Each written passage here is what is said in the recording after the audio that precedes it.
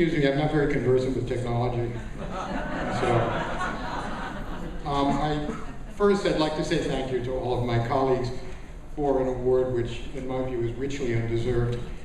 I also want to correct Dr. Satelloff that the curmudgeon part is the real part. It's the rest that's the act, and a lot of you can testify to that. I have a very simple message this morning, an extraordinarily simple message, but there will be a very long run-up to a very short jump, okay? And as most of you know, I tend to spend time here at this podium foaming at the mouth about something, and I intend to do that again this morning. And some of you will like the message, and probably many of you will not, but that's okay. We confront an interesting future, and when you get to be my age, you tend to think less about the past, believe it or not, but more about what's coming that probably I and many of my colleagues with whom I professionally grew up will never get to see, but it's important to us nonetheless. This is my son Kenneth. A lot of you know him, and you know that he can be a smartass half the time. And this is Kenny's view of me as a graduate student.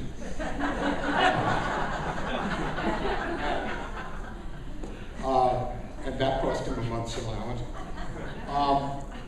And while it's not quite true that I originally took notes on clay tablets, it is true that I've been in this field since 1963, which is a fair amount of time. Things have changed a lot in those years. When I first came into the field, this is how we looked at a larynx. We had a mirror, which we would heat in some sort of thing so that it went psss when you touched the palate. And this is, we got a pretty terrible view of the larynx, but it was the best we could do. And then along came really heavy TV cameras, which we had to support on tripods, and we recorded the results on tape recorders. A lot of you have never seen a tape recorder, but they were things that had this band of magnetic going around. And now, this is a fairly typical kind of setup, and in fact we have fibroscopes, and the TV camera is at the tip of the fibroscope, and we get wonderful views of the larynx, so that any fool can get a picture of the larynx that looks like this, working along. And in fact, we can do things like, thanks to digital processing, we can concatenate or sequence various imaging to get a good look at the cycle, things that were inconceivable to us back in 1963. And even more remarkable, although high-speed filming has been around for quite some time, and this really is Paul Moore in a simple high-speed filming setup that took up 3/4 of a room, and notice that he wore a tie and jacket, which is something that people used to do. Now you can get this kind of a view of what's going on during the glottal cycle. It's pretty remarkable if you've been hanging around as long as I have. We also have fancy techniques that involve processing like video chymography, which, and although I'm not going to play the movies for you, can allow you to scan across the vocal folds and watch things like onsets and all sorts of things that were not possible with stroboscopy because they need to be time-locked to a periodic signal. So we can get all kinds of wonderful information about what's obviously going on. It disappoints me a lot that some simple techniques like photoglottography, first introduced by Sonderson back in the 50s, have never caught on because they're incredibly powerful, but they would cost almost $5 to implement in today's clinic, and thanks to the fact that we're already hooked up to a computer, could record that, which would complement electroglottography nicely. When the computer came along, and when I was a student, grades got posted by name because we didn't have numbers because there were no computers. I mean, not that everybody could use anyway.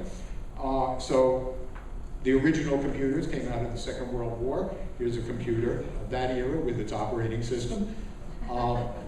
But thanks to the advent of transistors and integrated circuits, and perhaps equally important, printed circuit boards, This is what the computer has morphed into, and just about everybody, including 7-year-olds, have one on their desk. And thanks to A to D conversion, we can do all kinds of wonderful things. It has changed our life enormously, so this is the typical desk worker these days. And we can get incredible amounts of information very easily. For example, when I first came into the field, this is what you needed to get a recording of fundamental frequency over time. This was called the Dempsey-Purdue pitch meter. And if you wanted one, and I did, you had to build it. And I did. It used the old 6SN7. Is anybody around old enough to remember 6SN7 tubes? We used vacuum tubes. Vacuum tubes were these things that ran your equipment and on which you could also make toast in the morning. Okay? It is literally true that we never turned off audiometers, ever, because it took so long for the vacuum tubes to warm up and for a stable signal to result. And the vast majority of you have never seen one of those. I can't resist pointing out, by the way, that it's not a pitch meter, it's a fundamental frequency meter. And one of these days, thank you, applaud more loudly, because someday we're going to learn to make that distinction. But it's an important distinction. But now, it's easy to get FO records, and we can see all kinds of interesting things happening in the fundamental frequency or the fundamental period. Not possible years ago. Now you can buy equipment that displays all kinds of fancy analyses, much of it of dubious validity and questionable utility. You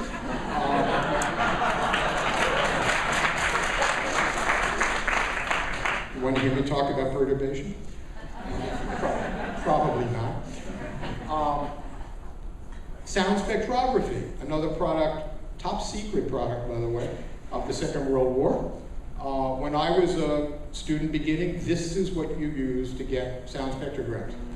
And not only could you get 2.2 seconds worth of analysis, but it also had the virtue of spewing out huge clouds of black toxic fumes. I had a doctoral student, some of you knew her, Pat Sweeting, who unfortunately died a few months ago, who chronically, for her dissertation, she used a lot of these, would go home violently nauseous with a horrible headache. Every day was just an interesting way of gaining your doctoral degree. But now thanks to the computer, you can get elaborate spectrum-based analyses that, again, we never dreamed of back then. And you can even get this for free, at absolutely no charge, and it will run on any computer. So the old excuse that we used to get about my clinic doesn't have any money for that, right? And may have been true in the old days, but stuff increasingly is free, and there isn't much that's cheaper than that. So there's been big progress. When I came into the field, this is actually a scan of a page from the histology book that I used in my histology course. This was our view of the vocal folds, okay? And then came along the cover body perspective on the vocal folds, which revolutionized a lot of our thinking. I've been lucky enough to spend some time working in Dr. Hirano's laboratory. He popularized this. And now, thanks in large part to the efforts of Steve Gray, who distressingly is no longer with us, we came to a deeper appreciation of the relevance clinically of the glot that inhabits the space between those fibers.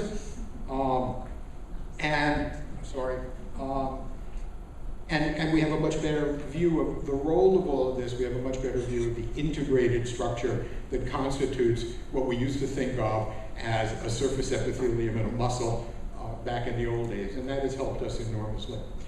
Transducers, such as these pressure and flow devices, became much more available and have been integrated commercially into user-friendly setups, so we can get pressure and flow assessment, a factor that's too often overlooked, I think, in looking at vocal function. So we can do things like estimate subglottal pressure and look at the glottal airflows and get glottal estimates of glottal resistance and a whole bunch of things that were not possible before. Thanks to the development of the circumferentially vented face mask. Anybody ever hear of a Sonde tube? Right? Did you ever try to build one? I did. You know the pictures they have of the guys up in the Alps with the 300-foot long horn? That was a Sonde too, in essence. We actually built one once in our laboratory, and it accomplishes what it was supposed to accomplish, what the circumferentially vented mask does, and what it does is it allows us to get pictures of the airflow associated with every glottal pulse. And that's a rather remarkable thing. That's incredibly remarkable. And with that arose an awareness of the maximum flow declination rate and its importance in generating our perception of the voice, or in fact the physical parameters of voice. So that too is an enormous kind of change. Electroglottography became common, originally invented as a technique for looking at blood flow through the arm by a guy in France who apparently had nothing better to do with his time. It had rapidly, or relatively rapidly, gotten adapted to our needs, and electroglottography is to be found in every clinic these days, usually ignored. But it does turn out a nice wave, which people basically use only to synchronize their stroboscope, which ends up throwing out all the information it could possibly give us, because in fact, and this is based largely, a lot of my stuff is pirated, and some of this is pirated from Ingo Tietze, who I'm sorry I didn't acknowledge in this slide. But we can estimate, if you will, very important things about the setting of the vocal folds and the way in which they're behaving during phonation if we were to look at the EGG signal. Doesn't give us precise information, but it would give us very, very useful suggestions about what's going on. But, you know, people just tend to ignore it, and I suspect that most of you have never evaluated an EGG signal for these features. But on the whole, by and large, things are looking pretty good. They really are. They're looking incredibly good compared to where I started. We've moved to paper and pencil from cuneiform tablets, and Arabic numbers came into play, much easier for multiplying numbers, not to mention things like doing logarithms. So things are really looking up. But there remain before us increasingly critical and fundamental questions and issues that need to be resolved. And let me suggest just a couple of these. Their number is legion, but I'm going to suggest just a couple. Here's a record. These are EGG signal, an EGG signal.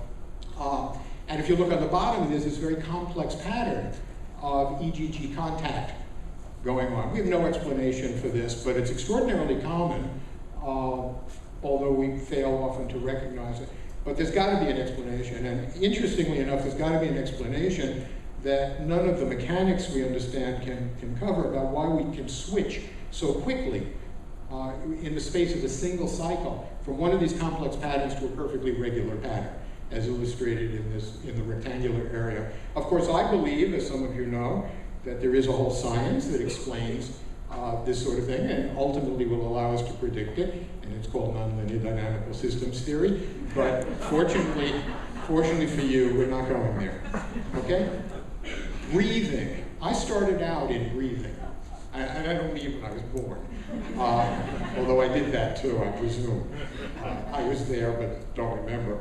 Our understanding of breathing for phonation, for speech and just straight phonation, is terrible.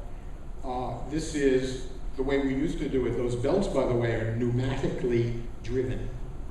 Right? That's an air pressure system around the guy's chest.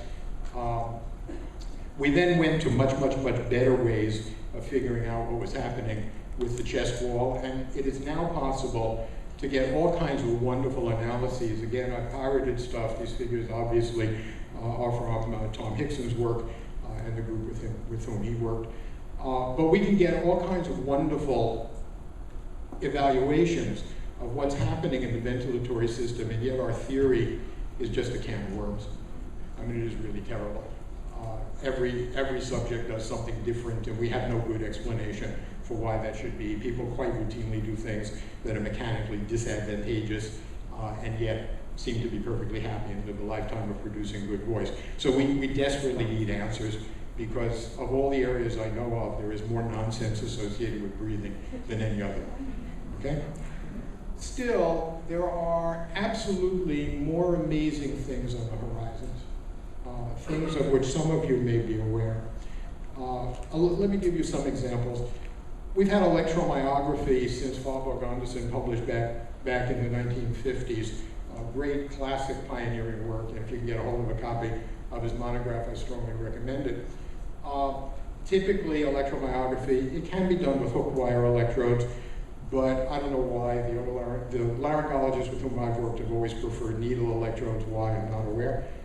Makes no sense to me, but you know, that's the way it is. But these have to be poked into the individual's neck from the outside. A lot of people are reluctant to have that done, shall we say. And the thing jiggles around, and you can't get very good information, and you certainly can't leave it there. But just recently, new ways of doing electrodes have been developed. So this is an illustration of an electrode, and what it is a mesh. It's an electrically conductive mesh that can be inserted using a hypodermic needle. It can be inserted under the surface. Now let me propose something to you, and I'm not claiming this can really be done, I'm claiming it's a possibility. The larynx, as advanced students are aware, is symmetrical. Seen the left side, you've pretty much seen the right side, mirror image. There isn't much difference, if any, between them. Although we once did have a person here at the Voice Foundation meeting who claimed that the left fold made one contribution and the right fold made a different contribution, and she was capable of distinguishing by listening whether the problem was left fold or right. But leaving that aside. So the left side and the right side, not only structurally, but it would seem functionally, are pretty much the same. We now have ultra miniaturization of very complex circuits. So let me propose that in the case of vocal fold paralysis, you could put a mesh electrode into a muscle, and here I'm just showing thyroid, and with an implanted analysis processing device, you could provide an appropriate signal to the paralyzed side. And so instead of the medializations, et cetera, we go through, it might be possible, I don't know, but it's a possibility, it might be possible to run the paralytic muscles of the left side by tapping into the healthy muscles on the right side and using the one to drive the other. I don't know, seems like a reasonable suggestion, doesn't it? Right? Even though, you know, you're accustomed to hearing lunatic things from me, this you know, I have moments of lucidity. Not many, but occasionally. We now have this vast wealth of implant materials. We really do. All kinds of stuff that you can inject willy-nilly into a vocal fold, right? Very little of it is truly biomimetic, which means that it really does imitate the materials of the living organism. And we have, to the best of my ability to determine, we have no materials that are thixotropic. Thixotropic. Anybody hear of Google? Look it up. Look it up. We do know, there has been some research published that shows that this glop that's filling the spaces between the fibers and the vocal folds, a lot of this glop is in fact thixotropic. And I believe that that makes an important difference. And we're not imitating that. But I think that that's on the horizon, that that's going to happen. The most astounding possibilities lie in the realm of tissue engineering. Now, just in case some of you haven't heard about this, it is possible to grow human tissue and indeed human organs effectively from scratch. There are a number of different techniques depending on where in the body you are and what kind of organs you're dealing with, but you can grow a kidney, you can grow a liver, and you can grow a vocal fold. So this comes from work published by Ringwell and Kahane et al. I'm sorry that Joel apparently isn't here. This is a dog larynx, just in case some of you thought this was a really pathologic individual's larynx. It's a dog larynx from which the left vocal fold, this is a normal larynx, but a left vocal fold was essentially destroyed in a dog larynx, and it was replaced by growing a new one. Now that's astounding. is absolutely astounding. So yeah, that left vocal fold, it doesn't look like anything like a normal, completely normal vocal fold, but it looks pretty good. If you look in coronal section, not bad either. Yeah? So what do you think is on the horizon? It might be possible to replace vocal folds. And we're talking, not tomorrow, but 30, 40 years out. Why not? Yeah? All of these developments bring unbelievable promise, but they also confront us with enormous challenges. And I mean challenges at the level of those of us who are not in the labs, but out in the field trying to do something with real-life people who've got problems, okay, which is your role and mine. Right now, a prescription for vocal rehabilitation goes, and I quote, make the voice better. But I would suspect that in 20 years or so, a prescription is going to read something like increase anterior viscosity by 10%. This is entirely possible, and in fact would be a good thing if it actually occurred. So our prescriptions are going to need to be very much more specific. If some of you are getting frightened by that, it's with good reason. The question is, so what? I mean, who cares? And the answer probably is, you don't, right? Or you might not.